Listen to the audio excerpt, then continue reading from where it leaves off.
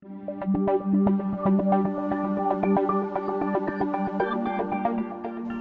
Fairfield County, something new comes across my desk every day.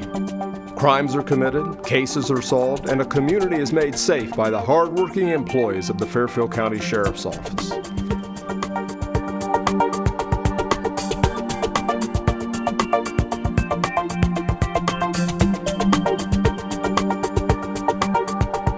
Welcome to This Week with Sheriff Dave Phelan, a weekly program here on LSN Television. We're also carried by a number of radio affiliates here in Fairfield County. Do appreciate you, the viewers and listeners that join us each and every week. This program is actually taped at Fairfield Christian Academy, and the students are here that put the program together. Our executive producer is Kelly Roberts with the Fairfield County Sheriff's Office. She takes care of lining the guests up, the questions, does a lot of wonderful things behind the scenes. Back by popular demand is Commander Dennis Lowe of the Thank you, Sheriff. Fairfield Hawking. Now it's Athens Major Crimes Unit. Do appreciate you being with us. Thank you.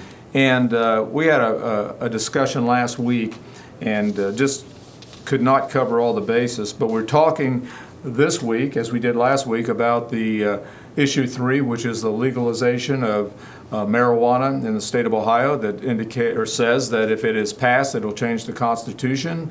It will also be a constitutional amendment, right? Yes, sir. And it will have a permission, or it will give people the right to have recreational use, along with the medical advantages that they claim in marijuana. Yes, sir. And you know, when you talk about the medical advantages, is there any?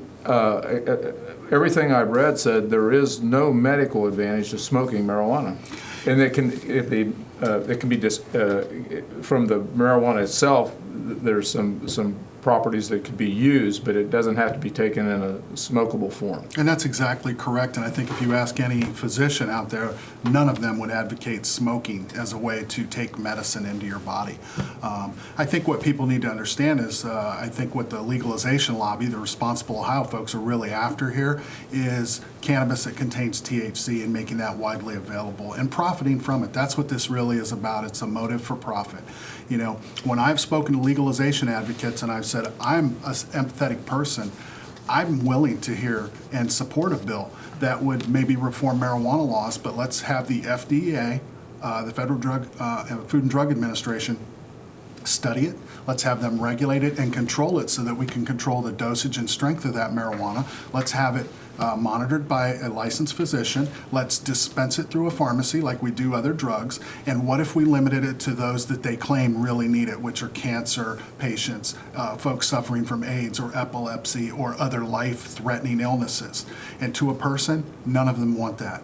They are not interested in marijuana laws that don't allow for marijuana that contains THC. And that THC is much different than it was when we were kids, Sheriff. We're talking about a THC now that on average is 12%. When we were young, it was 3%. And it can go as high as 30 or 40% THC. And then when we concentrate it through the forms of through other forms like wax or dabs, we're talking about 80 to 90% THC content.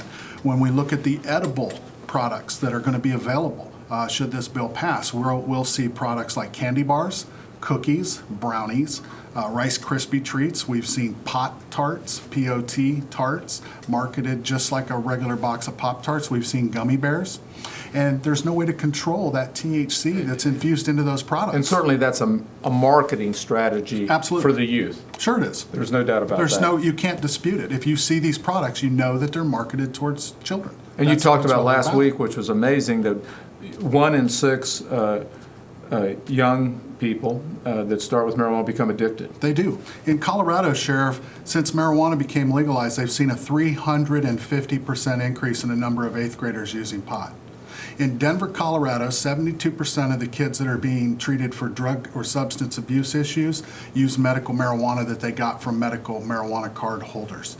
We've seen a 100% increase in the number of marijuana-related fatalities in traffic accidents in Colorado. You know, people need to understand that there are a lot of issues related to this other than providing medicine for sick people. And let's be clear about that. In the 23 states across the country that have medical marijuana, Less than 5%, Sheriff, less than 5% of those people are cancer patients, are AIDS patients, or glaucoma, or epilepsy, or other life-threatening illnesses. In reality, 95% of the people that receive marijuana are there for chronic pain issues.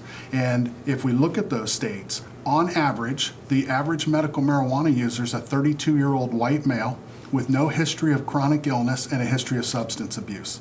So you're telling me what should be the most healthy segment of our population is now the most debilitated and needs a psychoactive drug to treat their medical issues. It's just not true. It can't be real. People will talk about the tax revenue and benefit. If we pass this bill, we're going to see all this money that's going to cure all of these crises that we are experiencing in the state of Ohio. In June of 2015, Andrew Friedman, who's the marijuana czar in the state of Colorado, so that's the gentleman that the Marijuana Commission appointed to oversee all of the legalization issues. In an interview with Boston Herald Radio, Andrew Friedman said, marijuana as a tax revenue benefit is a red herring. It's not true. It doesn't exist. He said, if you think that we're going to pave our streets and pay our teachers and improve our schools through revenue resulting from taxes on marijuana, it's a lie. It doesn't exist. In Colorado, the vast majority of the tax revenue that's raised as a result of the sale of marijuana goes to support the legalization of marijuana. It goes to regulate it. It goes to all the bureaucracy that's created to monitor these systems. It goes towards health care and treatment of people that become addicted to these drugs and have substance abuse issues. That's the reality. In Colorado, they estimated they would raise $107 million in tax revenue once it was legal, Sheriff. To date, they've received about $63 million. Now, what's important about that, that's a huge number, and I get that, but the vast majority of that goes to support legalization. Where's the other 40% of that revenue? Right. And it's on the black market. See, that's another claim that Responsible Ohio makes to people, is that we're going to remove the criminal element by legalizing marijuana. And exactly the opposite happens. In Colorado and other states that have legalized marijuana, they've seen 13 to 15% increases in their crime rates. They see 40 to 50% of this marijuana hits the black market. And I would just ask your viewers to think about this. If I'm growing marijuana legally in the state of Ohio, I have one of these 10 farms, I'm part of the monopoly, and I have retail stores selling this marijuana. I have to pay for the production of the drug, I have to pay employees to monitor my store, I have to pay rent, electricity, and all of the things associated with that. So for me to get any profit, which is why I'm doing it, I have to charge for that. I have to build that cost into the cost of my marijuana. So if I'm selling an ounce of marijuana in my retail store for $500, that's the price. If you're a cartel member or other person who decides to make a little cash, you can produce the exact same marijuana because there's no way to control it. You can produce the exact same marijuana at a much cheaper cost because you don't have the overhead. So if you have marijuana for $500 in your state tax store and I have it for $200 in the parking lot, where do you think the consumers go to spend their money? It goes to the black market.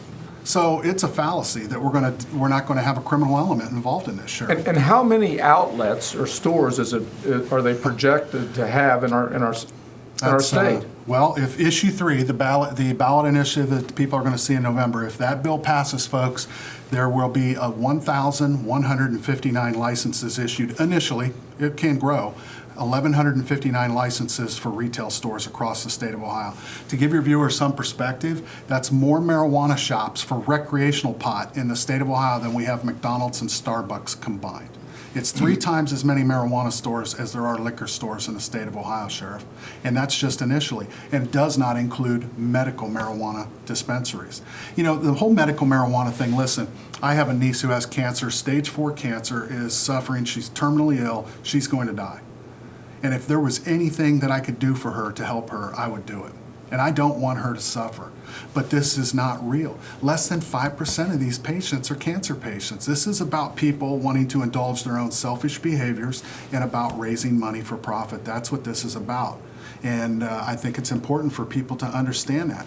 Also, people need to know there's a part of this initiative that would allow for low-income marijuana to be given to low-income people. So, for example, if I can't afford to buy my own marijuana and I have this medical necessity, the government will have to provide that marijuana to me. In some cases, employers will have to provide marijuana to their employees because it's prescribed medically and they will be allowed to use it. We've seen lawsuits around the country where employers have had to go defend their drug-free workplace policies against this very issue. And in those cases, we see employers having to spend $65,000 to $100,000 in legal fees and still end up having to provide marijuana to their employees. Now, one thing that you've done over the course of your 28 years and being on the front lines of drug enforcement, you've arrested, I'm going to guess, hundreds, if not thousands, of Yes, people sir. with problems with heroin, Yes, sir. opiates, crack, you name it. And a lot of people say, well, it's not a gateway drug. How many of those people that you've arrested just started with the harder drugs? And what percentage started with as a gateway drug to marijuana and then they gravitated onto the harder drugs? You know, Sheriff, and that's a great question. I've never arrested a single heroin addict or a single methamphetamine addict that didn't also use and start with marijuana. Now, is it a gateway drug? We can certainly have that argument, and people will debate that point. Alcohol and marijuana are certainly things that lead to other things. I have never arrested a single person that started out shooting heroin into their veins with a needle. It just doesn't occur that way. You know, and people will talk about, well, marijuana is not as dangerous as alcohol. Well, we have 82 years of empirical data on alcohol. We know a lot more about alcohol in our society because it's been legal for 82 years.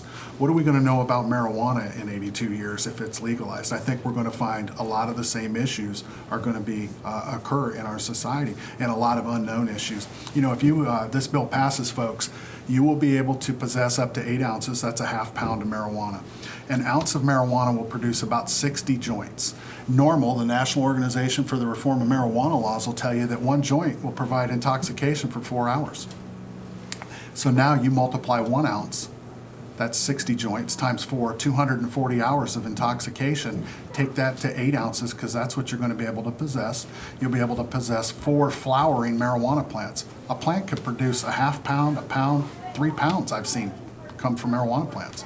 You won't have any limit on the number of non-flowering plants, and you can share that pot amongst your friends. And how are we as law enforcement, Sheriff, if we arrest or find somebody in possession of pot, how are we supposed to determine what's homegrown pot, what's recreational pot, what's medical pot?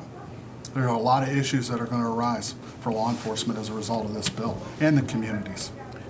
Issue 3, bad news for the state of Ohio, bad news for our youth, and bad news for a whole host of different individuals within our community. It is. I just want people to know before you vote. Go out and educate yourself. If you want more information, they can call the Major Crimes Unit. Send me an email. I'm happy to discuss it with them. Appreciate you being here. 2 My weeks. pleasure. Thank you. Invaluable information. I know that I've learned a lot, and I'm certainly sure the viewers and listeners have learned a lot of the adverse impact that Issue 3 will have on our community and our youth. Well, the clock on the wall says we're just about out of time. Do appreciate the students here at Fairfield Christian Academy, Commander Dennis Lowe with the Major Crimes Unit, Kelly Roberts behind the scene, getting the guests together and just doing a lot of different things to make this program possible. Until next week, same time, same place. God bless, buckle up, and we'll see you right here next week.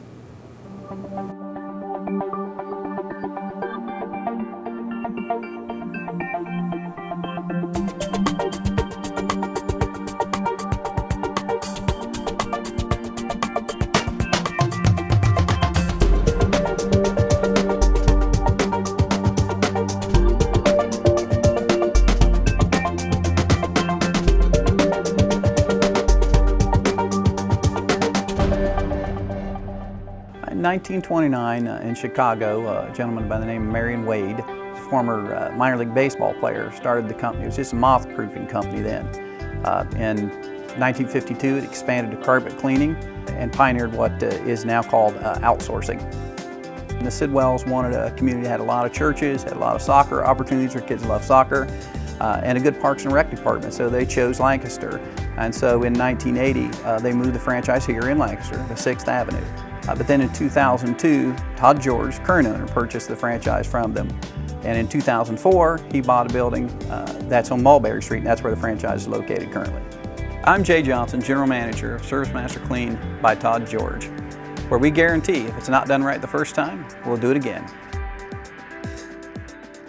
Service Master Clean by Todd George, 740-687-1077. 740-687-1077.